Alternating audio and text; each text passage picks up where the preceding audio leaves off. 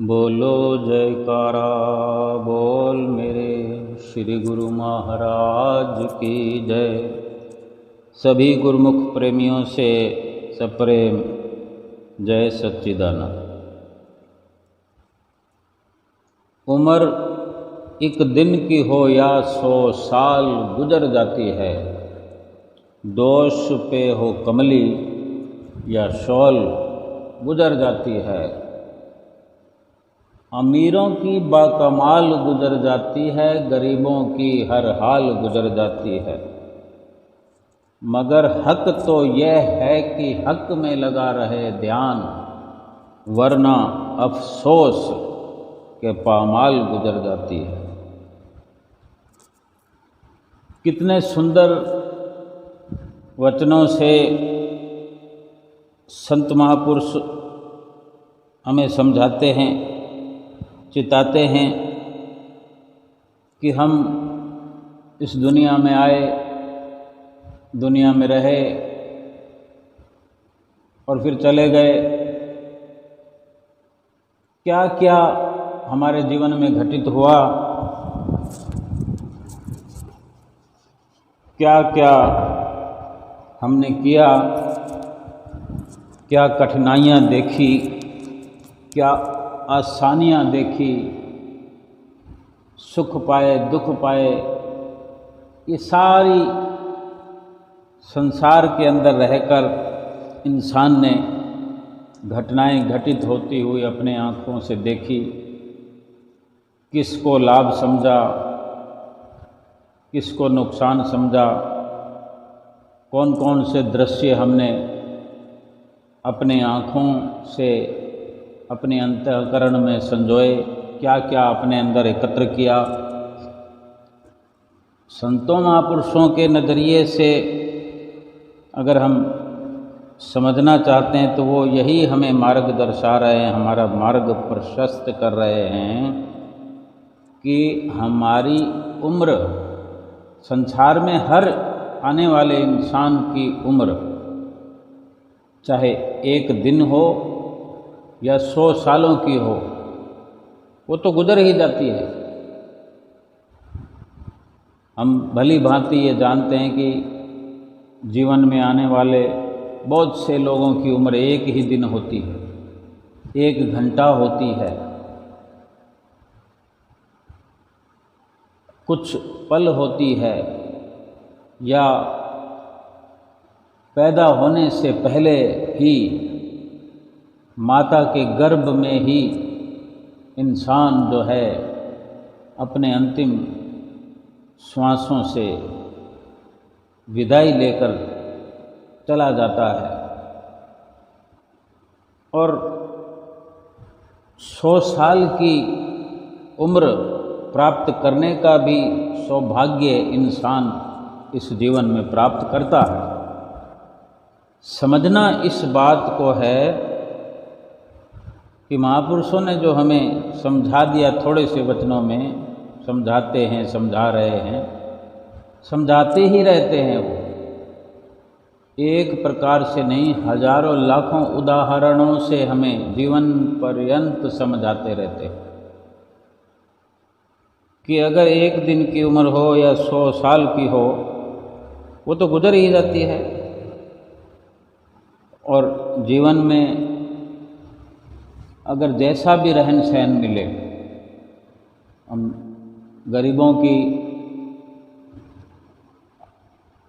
गरीबों के पास कोई शॉल हो, दुशाला हो, सर्दी के समय, या कोई चद्दर हो, साबुत हो, फटी हुई हो, रात गुजर जाती है। अमीरों के पास बेशकीमती कंबल होते हैं, दुशाले होते हैं बढ़िया बढ़िया, उनसे अगर वो रात व्यतीत करते हैं तो रात तो दोनों ही सूरतों में, दोनों ही लोगों की, अमीर की और गरीब की गुजर जाती है। ऐसे ही पूरा जीवन भी अमीरी में या गरीबी में गुजर ही जाता है। चाहे अमीर बड़े मज़े में गुजारता है और गरीब बड़ी मुश्किलों से संघर्ष करते हुए 2 वक़्त की रोटी बड़ी मुश्किल से खा पाता है और अपना जीवन व्यतीत करता है और इसी तरह पूरा जीवन व्यतीत हो जाता है। महापुरुष हमें यही इशारा करते हैं कि हक तो यह है कि हक में लगा रहे ध्यान, वरना अफसोस की पामाल गुजर जाती है। थोड़े से शब्दों में सार समझाया है कि किसी भी प्रकार से गुजर ही जाती है, लेकिन हक के बारे में कि हक तो यह है कि हक में लगा रहे ध्यान। हक यानी अधिकार, हमारा अधिकार तो यह है, हमारे लिए वाजिब तो यह है कि हक में लगा रहे ध्यान। हक अधिकार को भी कहते हैं और हक भगवान को भी कहते हैं। हमारा अधिकार तो यह है कि भगवान के चरणों में लगा रहे ध्यान हमारा, वरना फिर अफसोस ही होता है कि हमारी ज़िंदगी बेकार गुजर जाती है। चाहे अमीर हो, गरीब हो, छोटा हो, बड़ा हो, सुंदर हो, कुरूप हो, किसी भी प्रकार से जीवन व्यतीत करता हो इंसान दुनिया में आकर, अगर भगवान का नाम पल्ले नहीं है, भगवान के नाम में प्रीत नहीं है, भगवान के नाम से जुड़ा हुआ नहीं है, भगवान के नाम को जपता नहीं है, तो फिर तो केवल एक ही बात सामने आती है संतों महापुरुषों के नज़रिए से कि उस इंसान के लिए केवल अफसोस ही होता है कि इसकी ज़िंदगी बेकार चली गई, इसका जीवन बेकार हो गया। पूरे जीवन की अगर बात करें तो पूरा जीवन अगर किसी किताब में लिखा जाए तो किताब छोटी पड़ जाती है। यानी ये जीवन बहुत अनमोल है। हमको ये समझना चाहिए कि संत महापुरुष कितने अनुभवी हैं और अपने अनुभवों के द्वारा ही हमें ये चेताना चाहते हैं, समझाना चाहते हैं कि अफसोस कि पूरा जीवन बेकार चला जाए। अगर हमारा 1 घंटा खराब चला जाता है तो हम उसको कीमत में आंकते हैं कि 1 घंटे का नुकसान हो गया। अगर हम कहीं काम कर रहे हों, हमको एक घंटे के पैसे मिलते हों, 1 घंटे के इतने रुपए मिलते हैं, हमारे घर में कोई मेहमान आ जाए या कोई काम आन पड़े, घर का कोई काम आ जाए, बहुत से काम होते हैं हमारी रोज़मर्रा की ज़िंदगी में। कहीं कोई लाइट ख़राब हो जाती है, पानी का नल ख़राब हो जाता है या कोई मशीनरी आइटम ख़राब हो जाता है, उसको सुधारने के लिए हमें समय देना पड़ता है।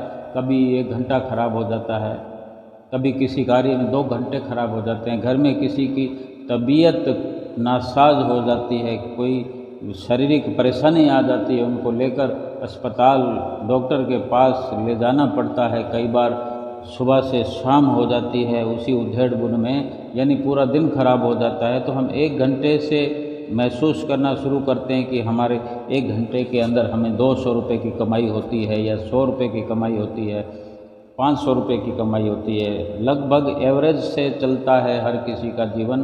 और कहीं कहीं तो ऐसा होता है कि अगर हमें 1 घंटा 2 घंटा हमको सुबह में ख़राब करने पड़ जाएं, हम किसी ऐसी जगह नौकरी करते हों कि 1 घंटा 2 घंटा अगर हमारे सुबह सुबह शुरू के ख़राब हो गए तो फिर पूरा जीवन अपने आप ही ख़राब हो जाता है, क्योंकि बाकी के घंटे फिर काम के नहीं रहते। जैसे कोई कारीगर मजदूर है, दिहाड़ी मजदूर है, 9 बजे कार्य शुरू होता है, अगर हम 2 घंटे किसी काम में चले गए तो जहाँ पर काम चलता है वहाँ पर बहुत सारे कारीगर और मजदूर होते हैं, तो वो उन्होंने अगर हमारे बिना काम शुरू कर लिया है या हमारी जगह किसी और की व्यवस्था कर ली है, तो हम 2 घंटे के बाद अगर वहाँ जाएंगे तो हमें वहाँ काम नहीं मिलेगा, हमारे लिए काम नहीं रहेगा। तो हमारे 1-2 घंटे की वजह से पूरा दिन खराब हो गया, पूरी दिहाड़ी खराब हो गई, हमारा घर का खर्च जो है वो प्रभावित हो जाता है। हमें सारा दिन कितना अफसोस होता होगा कि आज की पूरी दिहाड़ी नष्ट हो गई, मन का संतुलन बिगड़ जाता है, घर की व्यवस्था चरमरा जाती है। एक कारीगर मजदूर के घर के अंदर रोज़ जो चूल्हा जलता है, रोज़ की नित्य प्रति की कमाई से आज कमाएंगे और आज खाएंगे, अगर इससे ज़्यादा होता है तो एक दिन कमाते हैं तो उसको 2 दिन तक खा सकते हैं, ऐसा भी होता है। लेकिन फिर भी मुश्किलों की भी अपनी क्वालिटी है कि एक दिन से कोई मुश्किल ना थमने पाए तो 2 दिन का भी नुकसान करना पड़ता है, 3 दिन का भी नुकसान करना पड़ता है। अगर हमसे कोई बढ़कर है, कोई 200 रुपये घंटे कमाने वाला हो, 1 घंटे में ही अगर उसका काम हो जाता है घर का, तो 1 घंटे का भी वो अफसोस मनाता है कि 1 घंटा मेरा ख़राब हो गया। घर में कोई मेहमान आ जाए, उसके कारण उनको रुकना पड़े या बीच कार्य छोड़कर आना पड़े, तो हर कोई अंदर अपने ये भली भांति समझता है और इस बात का पछतावा करता है, पश्चाताप होता है कि अगर ये ऐसा ना हुआ होता तो मेरा नुकसान ना हुआ होता। और जिनकी पूरी दिहाड़ी खराब होती है उनको बड़ी मायूसी होती है, चिंता दुरावस्था हो जाती है। लेकिन यहाँ हम संतों महापुरुषों के माध्यम से समझ रहे हैं, कोशिश कर रहे हैं कि पूरा जीवन जो उन्होंने कह दिया है उसके क्या मायने हैं।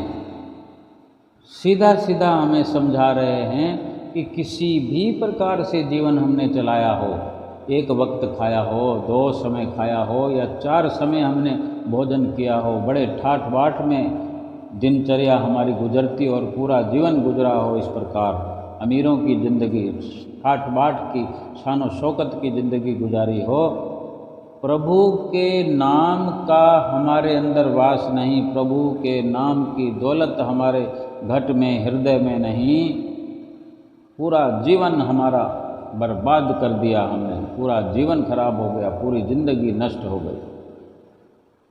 कितनी अजीब ये सुनने में लगता है, कितना अजीब समझने में लगता है। और जब समझ आ जाए, संतों महापुरुषों के वचनों पर समझ आ जाए कि वास्तव में ये सत्य से भरपूर सत्यता है, ये सच्चाई है कि जीवन एक ही बार मिलता है।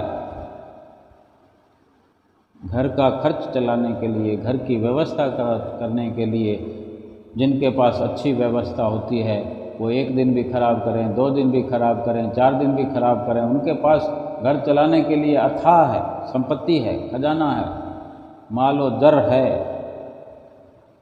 उनके लिए भी ये कहा गया है। और जो एक वक्त की रोटी खाएं, दूसरे वक्त की ना खाएं, कभी कभी या कहीं कहीं या किसी न किसी के साथ ऐसी भी घटनाएं होती हैं, घटित हो जाती हैं कि कई दिन तक अव्यवस्थाओं के चलते शारीरिक हालत बिगड़ जाती है, लेकिन जीवन चलता रहता है, ज़िंदगी वो गुजारते हैं, ज़िंदगी उनकी भी गुजर जाती है। महापुरुषों ने किसी को विशेष नहीं बताया, ना शान व शौकत से जीने वालों को और ना इस प्रकार जर हालत में ज़िंदगी गुजारने वालों को। संतों महापुरुषों ने केवल और केवल मालिक का नाम लेने वालों के लिए, मालिक के साथ जुड़ने वालों के लिए, यानी जिसने अपने हक को आगे बढ़ाया, जो हमारा अधिकार क्षेत्र है, हमारा हक है, वो केवल और केवल इस मनुष्य जीवन में मालिक की भजन बंदगी करना है।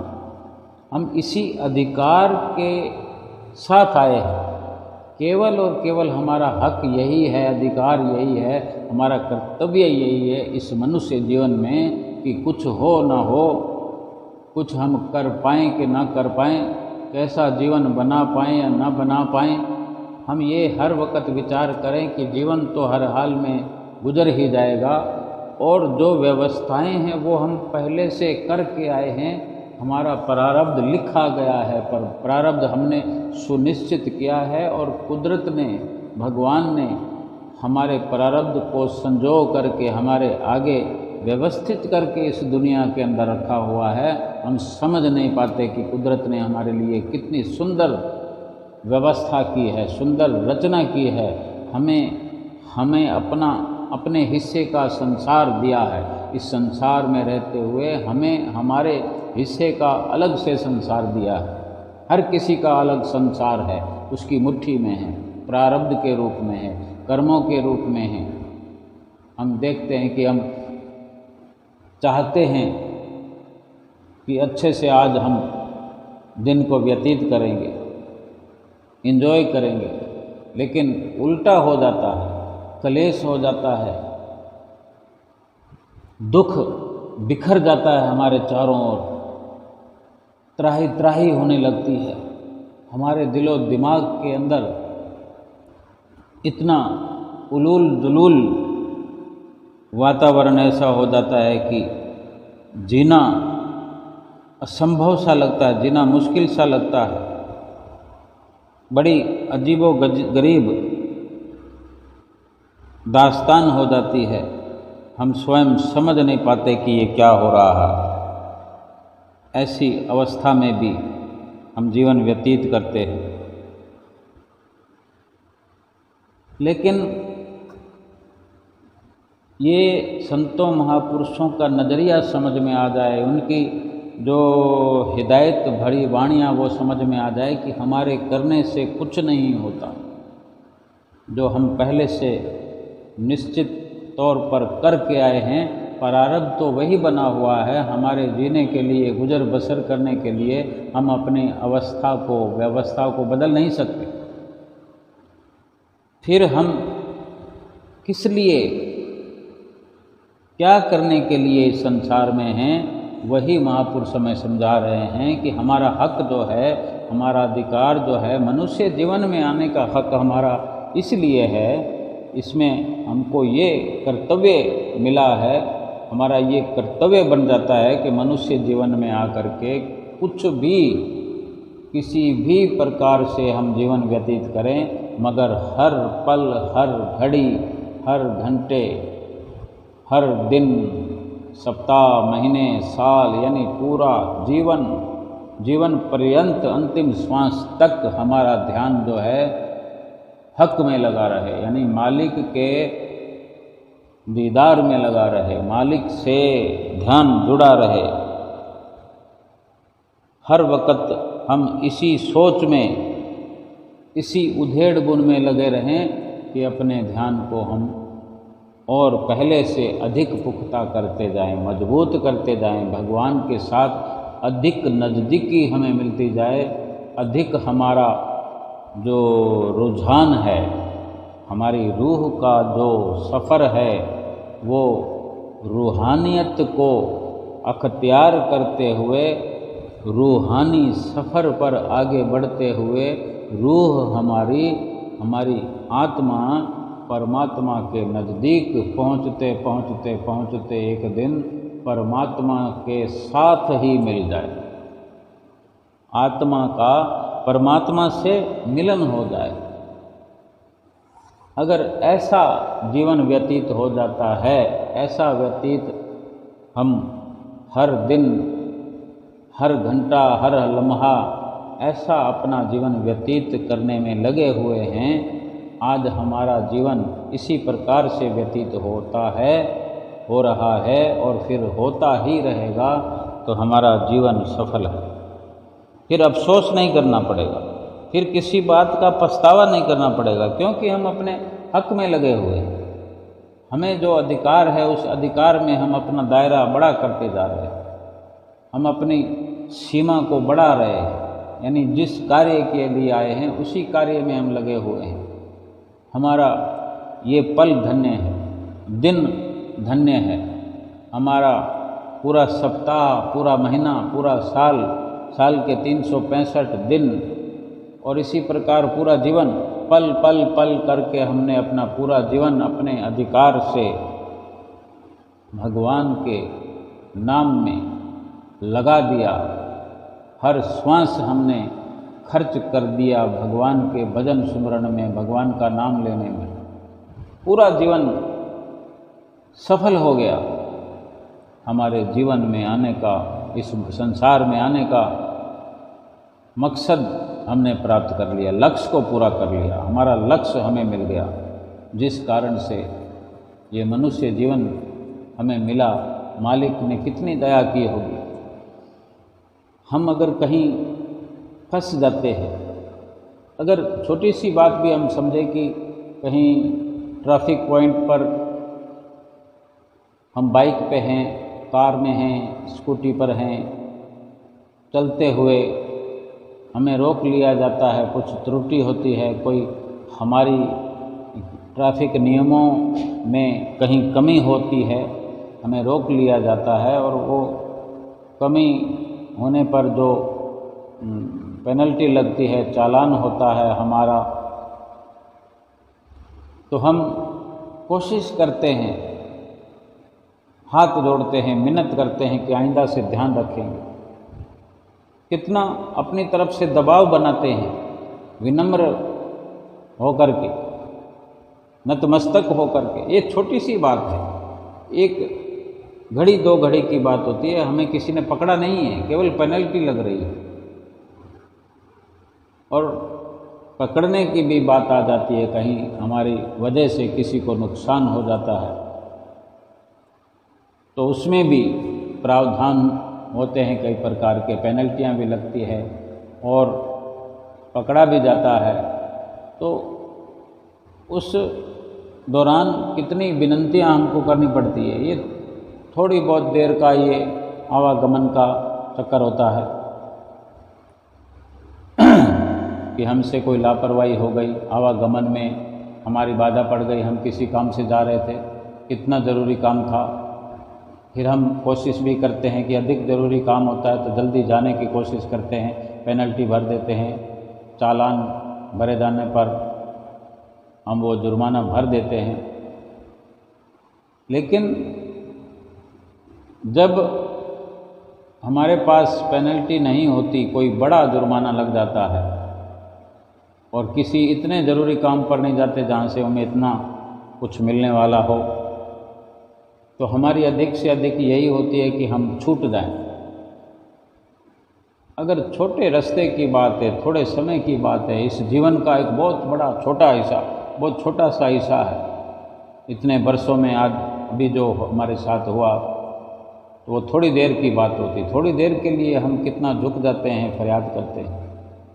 और ये मनुष्य जन्म से पहले जो 84 लाख योनियों में हम फंसे हुए थे, कैद में थे, बंधन में थे और पेनल्टियों पर पेनल्टियां भर रहे थे दुखों के रूप में, छूटने के लिए कितनी फरियाद की हो गई, कितने दिनों तक, कितने सालों तक या कितने जन्मों तक हमारी जीवात्मा रोती रही, कुरलाती रही, फरियाद करती रहती, फरियाद करती ही रहती है। क्योंकि जब वक़्त रहता है तो इंसान गफलत में हो जाता है, लापरवाहियाँ करता है, और जब वक़्त निकल जाता है फिर पछतावा होता है, फिर फरियादें करता है और फिर कभी सज़ा काटते काटते एक दिन ऐसा आ ही जाता है, दया हो जाती है और प्रभु की ओर से दया हो गई हम पर, क्योंकि हमने बार बार ये फरियाद की ही होती है। फरियाद तो करी है हमने, करते ही हैं, सीधी सी बात है, ये समझने की बात है कि अवश्य ही उन फरियादों का, उन पुकारों का परम पिता परमेश्वर के चरणों में फिर वो असर हुआ कि मालिक के कुल को, परमपिता परमेश्वर को, पार ब्रह्म परमेश्वर को हम पर दया हो आई, हम पर दया हुई उनकी, जो उपकार करके उन्होंने हमें मनुष्य जन्म दे दिया। तो क्या फिर हम ये चाहेंगे कि फिर से हम उस बंधन में बंध जाएं, फिर उन परेशानियों में चले जाएं? फिर 84 लाख योनियों का मुंह जा कर के देखें और फिर वो रात और दिन पेनल्टियों का दौर चल पड़े, दुखों का दौर चल पड़े, दुखों के उस दौर से घनघोर दुख हमारे जीवन में लगातार चलते रहें और हमारी जीवात्मा रोती रहे, कुरलाती रहे और फिर से फरियादें करे कि मुझे फिर से मनुष्य जन्म में भेजो।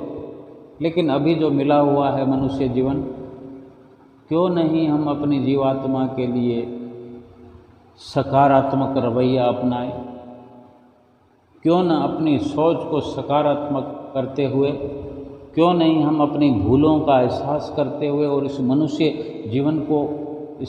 जीवन की कदर कीमत आज ही समझें हम, जबकि हमारे पास ये मनुष्य जन्म रूपी जो अवसर है, मौका है, इस मौके में हम अपने प्रयासों को तेज करें, ऐसे ऐसे प्रयास करें कि फिर से हमारी दुर्दशा ना हो। ये हो सकता है, ज़रूर हो सकता है, क्योंकि ये जन्म ही इसीलिए मिला है। संसार के कार्य तो हम अपनी स्वेच्छा से कर नहीं सकते, किसी प्रकार की हम सांसारिक तरक्की को अपनी मर्जी से स्वतः कर नहीं सकते। जो हमने पहले से कर दिया वही रिजल्ट हमें मिल चुका है और मिल रहा है और मिलता रहेगा। हमारे खान पान पहरान का पूरा हमने जो पिछले जन्मों में कर्म किए वो हमें मिलते रहे, बचपन से मिलते रहे। हमारे घर में हम अपने आसपास में कहीं भी नज़र करके देखें, किसी बच्चे का जन्म होता है, अगर कोई बच्चा गोरा है तो क्या उसको कोई काला कर सकता है? अगर वो काला है तो उसको गोरा कर सकता है? बेशक प्रयास में लगे रहते हैं लोग, लेकिन जो कुदरत ने व्यवस्था कर दी है, किसी को गोरा बना दिया जाता है। किसी बच्चे का जन्म बड़े सुंदरता के साथ होता है, उसका मुकाबला कोई अपनी कोशिशों से कर सकता है? उसका कोई मुकाबला नहीं। बिल्कुल निःशुल्क परमात्मा ने वो व्यवस्था करी है, वो हमारे ही कर्म है। अगर किसी का अंग भंग हो, किसी का नयन नक्श जैसा हो, उसमें कितना सुधार लाया जा सकता है। तो ये इससे हम अंदाज़ा लगा सकते हैं कि हमारे करने से, हमारे चाहने से कुछ नहीं होता। अगर छोटी मोटी प्रॉब्लम है, अगर हम ठीक कर भी लेते हैं थोड़े बहुत दुखों के साथ, लेकिन जो संतों महापुरुषों का इशारा है वो हमारे जीवन के प्रति करते हैं कि किसी भी प्रकार का जीवन हम व्यतीत करें, लेकिन जीवन में एक ही बात पूरे जीवन भर हमको याद रखना चाहिए, याद रखना ज़रूरी है। 84 लाख योनियों से बचने के लिए ये ज़रूरी है। अपने सुंदर परलौकिक भविष्य के लिए, जो परलोक में हमारे साथ घटित हो, वो अच्छा दृश्य हो, जीवात्मा का मेल परमात्मा से हो, परलोक का यही लाभ है। परलोक की हमारी यही मांग होनी चाहिए और इसी मांग के अनुसार ही हमारे जीवन में हमसे हर पल ऐसे निष्काम कर्म होने चाहिए। जो सुख और दुख हम प्राप्त करते आए हैं, जो सुख दुख इस जीवन में प्राप्त करते आए हैं, इन सुखों से, इन दुखों से ऊपर उठकर, न सुख में न दुख में, इनसे ऊपर उठकर हमारा जीवन बन जाए, हमारी जीवात्मा सदा सदा के लिए खुशहाल हो जाए। यही हमारा प्रयास जीवन भर होना चाहिए, यही हम कोशिश करते रहे। अगर ऐसी हम कोशिश करते हैं और ज़माने में, जीवन के अंदर, संसार के अंदर सब ओर से निर्वाह करते हुए, सबसे व्यवहार करते हुए, सब काम धंधा पुरुषार्थ के अंदर, पुरुषार्थ के दायरे में करते हुए, हमारा सब कुछ पीछे से निश्चित है प्रारब्ध बना हुआ है, केवल पुरुषार्थ करना बाकी है। हमको दुकानदारी करने के लिए तो जाना ही पड़ेगा, काम धंधे पर जाना ही पड़ेगा, लेकिन मिलना उतना ही है जो निश्चित है। जो भी मिलेगा उसके लिए भी जरिया तो बनाना ही पड़ेगा, जरिया तो बनना ही पड़ेगा। हिले रोजी बहाने मौत, जिस प्रकार मौत अवश्यंभावी होती है, मरना तो तय है, लेकिन किस बहाने से मरेंगे, यानी मरने का भी पुरुषार्थ होता है। हमारी मृत्यु कहाँ लिखी है, अभी हम कहाँ बैठे हैं, थोड़ी देर के बाद, ज़्यादा देर, घंटा 2 घंटे, 1 दिन 2 दिन, महीना 2 महीना, 6 महीने, 1 साल, 2 साल, 5, 10, 20, 50 साल, कब किस वक्त ये हमारा शरीर छूट जाए। शरीर छूट गया, कोई कहता है शरीर छूट गया, कोई कहता है सांस निकल गई, श्वास निकल गया, यानी श्वासों ने हमारा साथ छोड़ दिया। कोई भी कभी भी किसी वक्त हमें छोड़ सकता है, हमारे शरीर ने हमें छोड़ देना है। इस शरीर के अंदर चलती हुई श्वासों ने हमें छोड़ देना है, श्वासों ने निकल जाना इस शरीर से। श्वास रहे नहीं, शरीर फिर किसी काम का नहीं। जीवात्मा भी शरीर से प्रस्थान कर जाती है। और हम संसार में किस नियति से, किस निर्णयों से झूठे संसार के अंदर भ्रमित होकर अपना तन मन धन जो भी है हम अपने श्वास कुर्बान करते रहते हैं। तभी महापुरुष फरमाते हैं कि जैसे भी गुजरे गुजर जाने दो, लेकिन अफसोस वाला कार्य जीवन में न हो, कभी अफसोस न करना पड़े कि हम भगवान के नाम की दौलत से खाली इस दुनिया से चले गए। इतने श्वासों का खजाना मिला और श्वास निकल गया, अंतिम श्वास भी निकल गया और बाकी कुछ रहा नहीं। पूरे का पूरा खजाना श्वासों का हमने खर्च कर दिया और बदले में क्या पाया, उन श्वासों के बदले में क्या हासिल किया। ये अफसोस का कार्य नहीं करना और सारे संसार में रहें, जीवन व्यतीत करें, व्यवहार करें, कमाएं खाएं। जितना आसान प्रयास करने से जो कुछ मिल जाता है, यानी जो हमारे मुकद्दर में लिखा हुआ है, धन प्राप्ति भी हम कहाँ से करेंगे, कैसे करेंगे, कुदरत व्यवस्था करेगी। हम एक अपने अंदर मन को साफ सुथरा भगवान के नाम को जप कर करते रहें, मन का शीशा साफ हो जाएगा। उस आईने में नज़र आने लगेगा कि हमारे लिए मालिक के कुल का क्या इशारा है, और उसी इशारे से चलते रहें। और वो उस इशारा अक्सर हर किसी के लिए यही होता है कि मालिक के नाम का भजन सुमरन करते रहो। सारी व्यवस्थाएं कुदरत आप स्वयं करती है। जो हमारे संसार का जीवन जीने का अंदाज है उसको भी सरल बना देती है कुदरत, क्योंकि जो भगवान के नाम पर चलता है, भगवान पर विश्वास करता है, भगवान के लिए ही श्वास खर्च करता है, उसकी हर प्रकार की व्यवस्था भगवान स्वयं करते हैं, उसकी रक्षा करते हैं, दुखों से भी छुटकारा दिलाते हैं। दुखों में कमी आ जाती है, पिछले पाप कर्मों को भी देखते ही देखते यूं नष्ट भ्रष्ट कर देते हैं अपनी पावर से, क्योंकि उनके नाम की शक्ति में, उनके नाम की ताकत की प्रचंड ज्वाला जो अपने भीतर में जलती है, वहाँ मन के ऊपर कितने ही लाखों करोड़ों जन्मों का जो दुखों का भार है, पापों का भार है, वो मालिक के नाम के भजन सुमरण की ताकत से, उनके प्रकाश से, उस धधकती हुई ज्वाला से, उस लौ से, नाम की लौ जो जगी हुई है, सारे पाप जल कर नष्ट हो जाते हैं और मन बिल्कुल साफ सुथरा हो जाता है।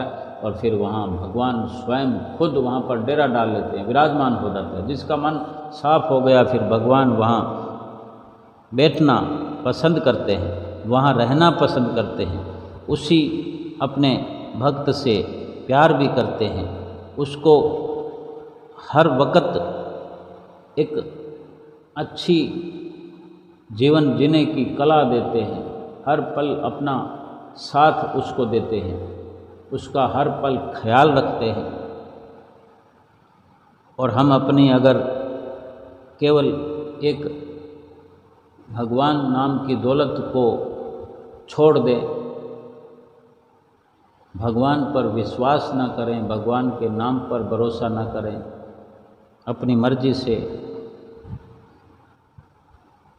संसार में जीवन जिएं, तो क्या किसी चीज़ का भरोसा तो है नहीं। जब हमारी सांसें कब हमारा साथ छोड़ देगी, कोई भरोसा नहीं, कोई गारंटी नहीं। भोजन का ग्रास हमारे हाथ में ही पड़ा रह जाएगा, या मुंह में जो भोजन का ग्रास, भोजन का निवाला हमने डाला है, उसको भी चबा पाएंगे कि नहीं चबा पाएंगे, वो मुंह के अंदर रह जाएगा। और हम ऐसा देखते सुनते भी आए हैं। श्वास का भरोसा नहीं, श्वास जो हमने लिया है वापस छोड़ पाएंगे कि नहीं, हमारे प्राण पखेरु कब उड़ जाएंगे। गाड़ी चलाते वक्त हम देखते सुनते हैं, ऐसे समाचारों से हमें अवगत कराया जाता है कि एक पैर गाड़ी के अंदर होता है, दूसरा बाहर होता है, ना पूरा निकल पाते हैं, ना पूरा गाड़ी के अंदर प्रवेश कर पाते हैं और श्वास निकल जाता है। जिंदगी छूट जाती है, जिंदगी साथ छोड़ देती है। लेकिन किस उद्देश्य से इस संसार में आए, अगर वो पूरा करने में लगे हों तो फिर ये सब के सब जो भी जैसा भी हो, किसी भी प्रकार के जीवन का दोष नहीं लगता। अगर मालिक के नाम से जुड़े हैं, मालिक के नाम से नहीं जुड़े, फिर इस जीवन को हम धन्य नहीं बना सकते, जीवन को सफल नहीं कर सकते, जीवन का स्वर्णिम लाभ ना उठा सके हम, केवल पछतावा ही पछतावा, और फिर वही 84 लाख योनि। जिस उद्देश्य के लिए परमात्मा ने हमें ये मनुष्य चोला बख्शा है, मनुष्य जीवन बख्शा है, क्यों ना हर सांस उस उद्देश्य के लिए, उस लक्ष्य के लिए, उस उद्देश्य को ध्यान में रखकर हम श्वासें खर्च करें, अपना समय खर्च करें और अधिक से अधिक समय परमात्मा के भजन सिमरन में लगाएं। रोज सिमरन करें, नित्य नियम करें। गुरुमुख प्रेमी जो जीवन में, इस संसार में जीवन व्यतीत करते हैं, उनका तो जीवन ही इस तरह का होता है। अटूट विश्वास अपने सतगुरु पर करते हैं, अटूट प्रेम अपने सतगुरु से करते हैं और उनके मार्गदर्शन में जो भजन भक्ति की राह सतगुरु ने चलाई है, उस पर तन प्राण से, मन से रात दिन उसी खोज में लगे रहते हैं, उसी भजन बंदगी की कमाई में अपने जीवन को धन्य बनाने में लगे रहते हैं और धन्य बना देते हैं अपने जीवन को, अपने लक्ष्य की प्राप्ति कर लेते हैं, अपने लक्ष्य को पूरा करते हैं। फिर उनके जीवन में ही नज़र आने लगता है, गुरुमुखों के जीवन में, सेवकों के जीवन में उन्हें दिखाई देने लगता है कि 84 लाख योनियों का जो भय है, डर है, वो मिटने लगता है, मिट जाता है। किसी जीवन में निश्चिंतता आ जाती है कि काल हमारा कुछ नहीं बिगाड़ सकता, क्योंकि हमने सतगुरु दयाल की शरण ली, सतगुरु दयाल के कहने में चले और सतगुरु दयाल के मार्गदर्शन में जो भजन भक्ति का रास्ता अपनाया, उससे ये निश्चित होता हुआ अपने जीवन में देखते हैं कि उनके काल का भय उनके जीवन में समाप्त हो जाता है। किसी भी प्रकार से उनको यही यकीन होता है कि मेरे श्री गुरु महाराज जी स्वयं हमारी रक्षा करने वाले हैं, जिनको हमने जिम्मेदारी सौंप रखी। जिम्मेदारी सौंपना या ना सौंपना ये हमारे हक में है, हमारे अख्तियार है कि हम किसको जिम्मेवार बनाते हैं।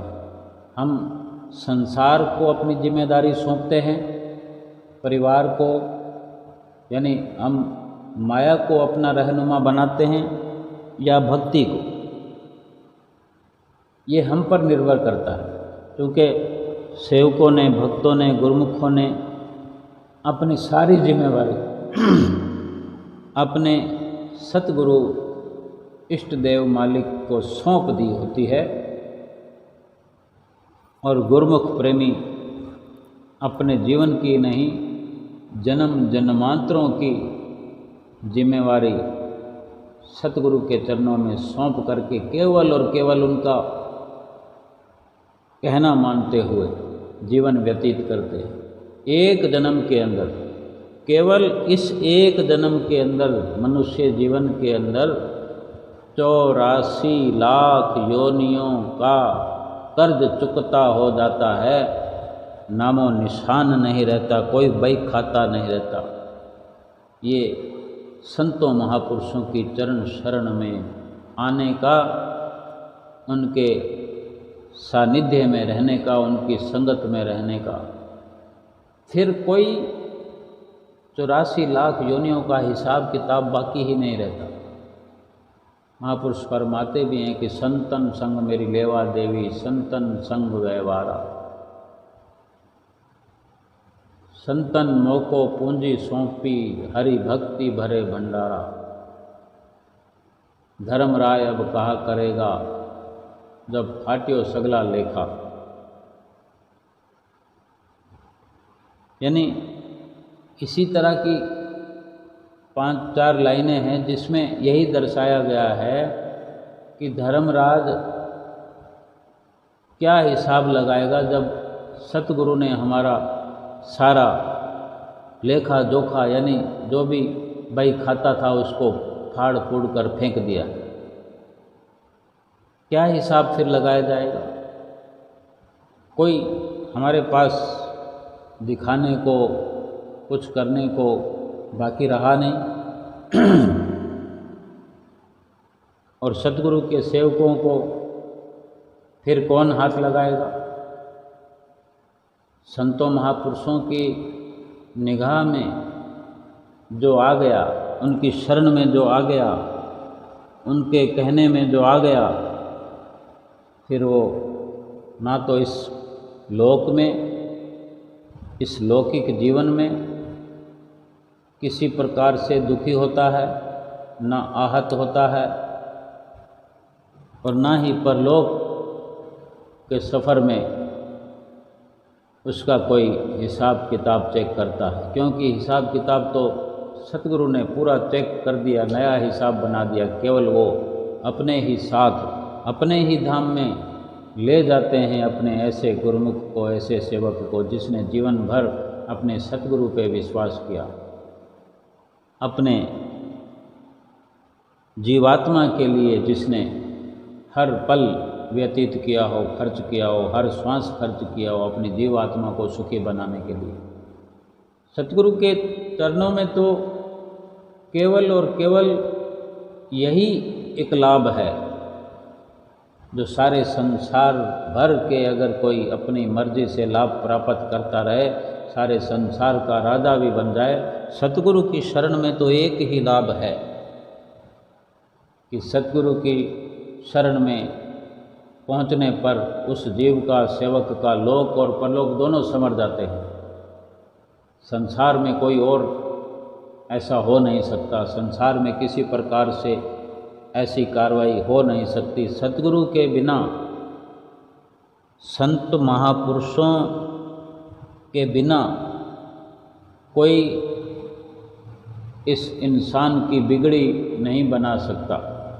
84 लाख योनियों में जो इसकी दशा बिगड़ी हुई है, जो इसका अस्तित्व बिगड़ता रहा है जन्म दर जन्म, पाप कर्मों में प्रवर्त रहा है ये जीव, इस मनुष्य जीवन के प्राप्त होने पर भी अगर संतों महापुरुषों की शरण ग्रहण नहीं की इस जीव ने, इंसान ने, तो 84 लाख योनियां तो फिर मिलेंगी, मिल ही जाएंगी और जाना पड़ेगा। क्योंकि सतगुरु की शरण ग्रहण नहीं की तो बिगड़ी कौन बनाएगा। 84 लाख योनियों में जो पाप किए, हम खुद अंदाज़ा लगा सकते हैं हम इस मनुष्य जीवन में कितने पाप करते हैं। सतगुरु की शरण मिल जाने पर भी कितने पाप करते हैं, झूठ बोलते हैं, कितने कपट भी करते हैं। सुधार तो सुधार होते होते होता है, लेकिन पिछले जन्मों से प्रवृत्त हम पाप कर्मों में रहे तो वो पाप कर्म तो हमारा स्वभाव तो बना हुआ है ना। लेकिन सतगुरु की शरण में आ जाने भर से, उनके मनन में आ जाने से, उनका कहना मानने से हमारे स्वभाव में परिवर्तन आता है, हमारे पापों से छुटकारा होता है, हमारे छल कपट में सुधार आ जाता है, सुधार ही सुधार आता है। और सतगुरु की कृपा ही, केवल सतगुरु का आशीर्वाद ही मंत्र है। और जो सेवक अपनी झोली पसार देता है, फैला देता है, अपने आप को मिटा देता है, अपने मन को झुका देता है, अपने मन के ख्यालों को हटा देता है, यानी अपने मन को झुका देना, मन को मार देना, मन पर काबू करना, मन को कंट्रोल में करना, यही सतगुरु से सब कुछ आशीर्वाद प्राप्त करने का एक तरीका है। जिसने अपने आप को मिटा दिया, अपने अस्तित्व को मिटा दिया, अपना आपा भाव मिटा दिया, किसी भी प्रकार से हम समझ सकते हैं, यानी जो जिसकी मैं ख़त्म हो गई, जिसका अहंकार ख़त्म हो गया, जिसने अपने आप को समाप्त कर लिया, तो फिर उसके बही खाते कहाँ से रहेंगे। ये संभव तो सतगुरु की कृपा से ही हो सकता है, सतगुरु की शरण में जाने से हो सकता है। हम अपनी मर्जी से कुछ भी करते रहें, गीत गाते रहें, भजन गाते रहें, हमारा अहंकार नहीं मिटेगा, अहम नहीं मिटेगा, बल्कि बढ़ेगा। हम अपनी मर्जी से करेंगे, अधिक से अधिक दान करेंगे, पुण्य करेंगे, जप तप योग सब कुछ करेंगे, लेकिन अपने अहम को अगर नहीं मिटा पाएंगे, और अहम तो जब अपने को मिटा करके, अपने मन को मिटा करके, अपने आप को झुका करके जब तक सतगुरु के हवाले नहीं करेंगे, उनकी चरण शरण ग्रहण नहीं करेंगे, उनसे शिक्षा दीक्षा नहीं लेंगे, उनसे नाम की बख्शिश नहीं मिलेगी, उस नाम के सहारे हम अपना हर पल नहीं व्यतीत करेंगे, तो हमारा लोक परलोक सुहेला नहीं हो सकता। और जिन गुरमुखों ने, जिन सेवकों ने, जिन प्रेमियों ने, जिन भक्तों ने ये सब कार्रवाई कर ली है, कर रहे हैं, करते रहेंगे, सतगुरु की चरण शरण मिल गई है गुरमुख प्रेमियों को, उन्होंने अपने आप को मिटा दिया है, मिटाना शुरू कर दिया, अपने स्वभाव में तब्दीलियां लाना शुरू कर दिया है, और अपने मैं को, अहंकार को बाहर निकाल करके केवल और केवल सतगुरु के गीत गाते हैं, सतगुरु का प्यार ही अपने हृदय में बसाते हैं, तो एक दिन मन का शीशा साफ होकर के नाम को जपने से धीरे धीरे धीरे धीरे धीरे सतगुरु सेवक के हृदय में विराजमान होकर के सारी व्यवस्थाओं को बदलते हुए लोक और परलोक हमारा संवार देते हैं और हमें अपने लक्ष्य तक पहुंचा देते हैं। बोलो जयकारा बोल मेरे श्री गुरु महाराज की जय।